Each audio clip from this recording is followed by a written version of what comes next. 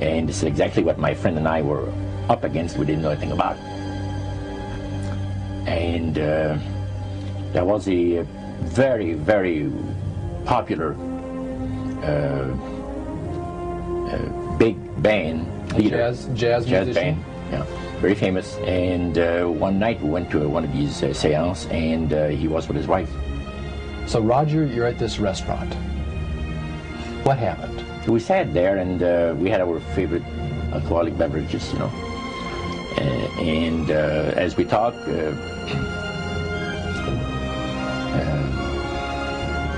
band leader says, he says, I want power. I go right to the source of power. And he says, how do you think that I became famous the way that I am? And I said, you must have had some good luck. But he says, there's no such thing as good luck. He says, there's either some power working for you somewhere, or you don't get ahead in this world. Not in my type of occupation. So it went from there. We got talking about spirit worship. Did it intrigue you? Or did it make you want to find out more about what exactly he was talking about? Yeah. So he said the supposed spirits of the dead that you're talking with are demon spirits. They're fallen angels. They're beautiful beings. Just set it out, just like that. Oh, yeah. It didn't make you uneasy when he said they were... Well, you know, it shocked you a little bit, you know. Something that you first hear mentioned to you. He said, you guys have got a great future ahead of you.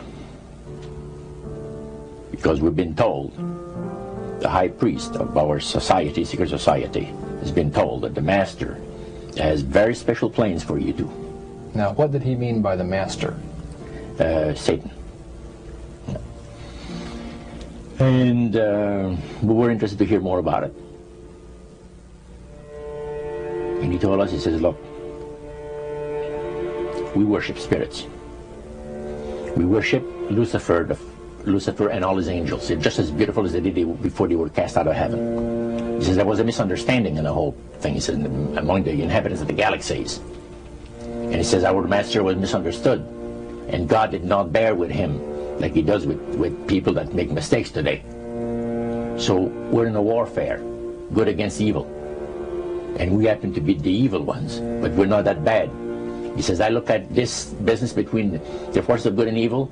He says, you believe in one person believes in God, and everyone believes in Lucifer. It's like politics. So the great controversy is real. And you've heard someone talk about it that's on the other side. And to these people, they are sold to the fact that Christ will not return to this planet with power and great glory.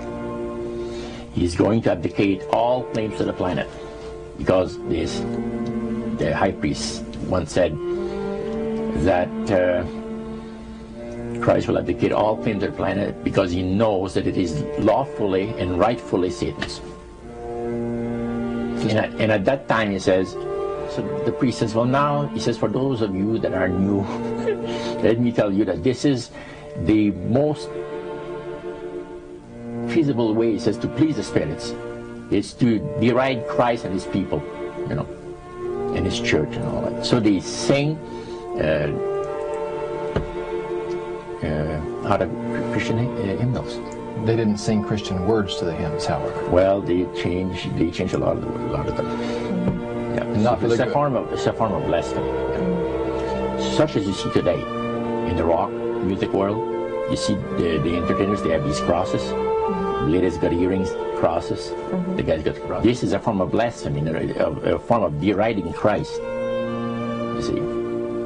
Spirits cause the people to do that, to find pleasure in wearing this type of emblem, which is the cross is the emblem of the crucifixion of Christ to the Christians.